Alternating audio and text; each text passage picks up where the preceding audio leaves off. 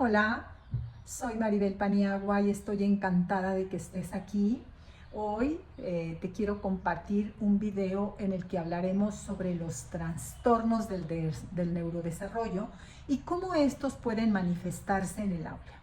Comprender estos trastornos es crucial para ofrecer el apoyo a los y las estudiantes. Si no te has inscrito, te invito a hacerlo. Con ello nos animas a seguir produciendo videos para ti y ojalá quieras quedarte hasta el final del video. ¿Qué son los trastornos del neurodesarrollo? Los trastornos del neurodesarrollo son condiciones que afectan el cerebro y el sistema nervioso, impactando en el aprendizaje, el comportamiento y el desarrollo social de los niños, y tienen una base neurológica que puede afectar la adquisición, retención y aplicación de habilidades específicas o conjuntos de información. Consisten en alteraciones en la atención, en la memoria, en la percepción, en el lenguaje, en la resolución de problemas o en la interacción social. Y surgen en el momento en que los niños y las niñas se desarrollan.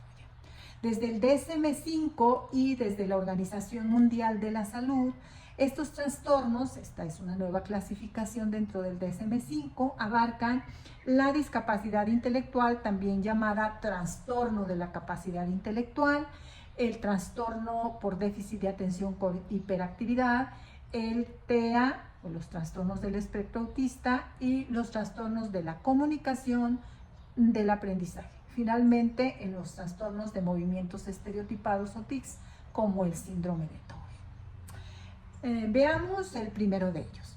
La discapacidad intelectual es un trastorno del neurodesarrollo que afecta el desarrollo de las capacidades intelectuales y adaptativas de una persona. Se caracteriza por limitaciones significativas en el funcionamiento intelectual y en el comportamiento adaptativo, que abarca tanto habilidades conceptuales como sociales y prácticas. Algunas características de la discapacidad, bueno, pues son afectaciones en el funcionamiento intelectual, que nos da una capacidad inferior al promedio, o en el comportamiento adaptativo, que son las habilidades necesarias de la vida diaria, como la comunicación, la participación social y el manejo de tareas cotidianas. En la escuela, ¿qué encontramos? Pues encontramos un rendimiento académico bajo, tener dificultades en la lectura, en la escritura, en las matemáticas y en las materias académicas, en las habilidades de comunicación, en la interacción social, pueden tener dificultades para establecer y mantener relaciones con sus compañeros, en las habilidades de la vida diaria, y en todas estas áreas que ya mencioné pueden necesitar apoyo adicional para realizar tareas cotidianas como vestirse, asearse, preparar alimentos y desplazarse de un lugar a otro, mientras no les enseñamos de manera explícita esas habilidades. A todos los alumnos con discapacidad intelectual, pues hay que enseñarles el comportamiento, las habilidades de la vida diaria, la interacción social y las habilidades de comunicación y académicas con enseñanza directa y con enseñanza explícita.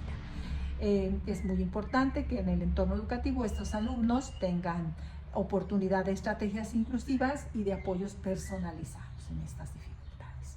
El siguiente trastorno es el trastorno por déficit de atención con hiperactividad, mejor conocido como TDAH, y este trastorno es un trastorno caracterizado por inatención, hiperactividad e impulsividad.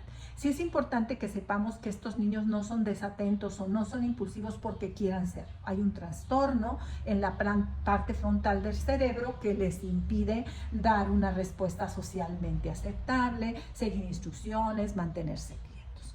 En el aula, estos niños pueden verse con dificultades para seguir instrucciones de un proyecto de grupo, lo que causa frustración en ellos mismos y en sus compañeros. Se levantan repetidamente de su asiento, interrumpen el flujo de la clase, les cuesta trabajo terminar una tarea o tener una secuencia en los libros o materiales o en esos cuadernos que se ven desordenados, escriben una página y 7 páginas después, interrumpe a los compañeros y al maestro, dificultando la dinámica de la clase. Insisto, no porque quiera hacerlo, sino porque sus funciones ejecutivas no están funcionando como debiera ser, y por supuesto las funciones ejecutivas se entrenan.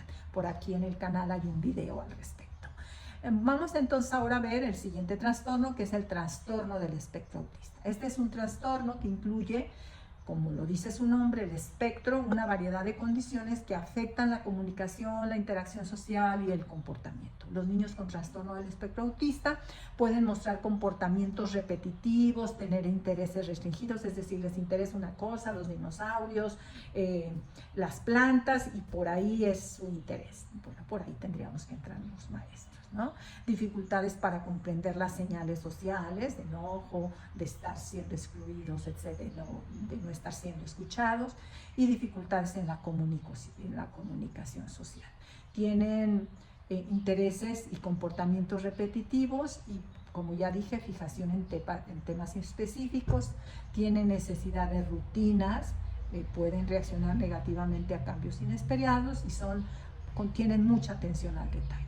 En la escuela, el estudiante con trastorno del espectro autista puede preferir actividades solitarias y tener dificultades para participar en juegos cooperativos o comprender las reglas sociales.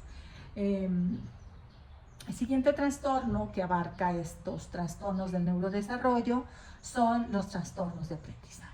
Estos son los más comunes en las escuelas y estos trastornos de aprendizaje son múltiples.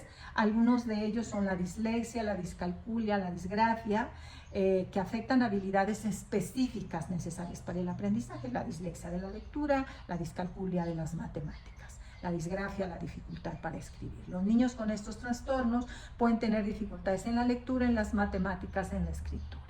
Y bueno, en el aula esto puede manifestarse como un estudiante que tiene dificultades persistentes para leer, para escribir correctamente o para resolver problemas matemáticos. Ahora tenemos los trastornos de comunicación. Quiero decirte que en siguientes cápsulas vamos a irte dando estrategias más específicas para el trabajo de cada una de estos trastornos. Ya en el canal hay varios de ellos.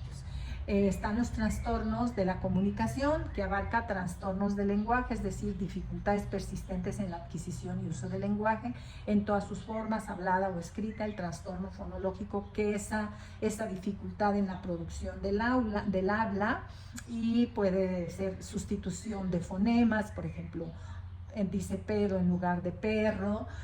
Luego están los trastornos de la fluidez de inicio de la infancia, que es lo que conocemos por tartamudeo. Son problemas en la fluidez y en el ritmo del habla. El niño a veces piensa más rápido de lo que puede pronunciar las palabras y entonces eso hace que el ritmo se altere y se atore en decir las palabras. En los trastornos también de la comunicación social o pragmática, estas son dificultades para saber en qué lugar y en qué momento decir lo que tiene que decir, y tiene que ver con los fines sociales del lenguaje.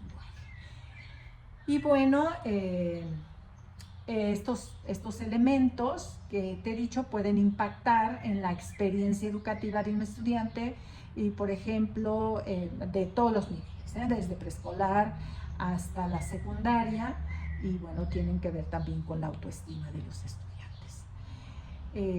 Entender estos trastornos. El trastorno de tics es un trastorno también neuropsicológico que tiene que ver con algunos movimientos no voluntarios del sujeto, pues que pueden generar problemas severos de autoestima, pero también dificultades en el contacto con los compañeros, porque los tics son involuntarios. Muchos de los niños con síndrome de Tourette y con otros síndromes de tics pues sufren mucho porque los maestros piensan que los hacen intencionalmente. Estos tics pueden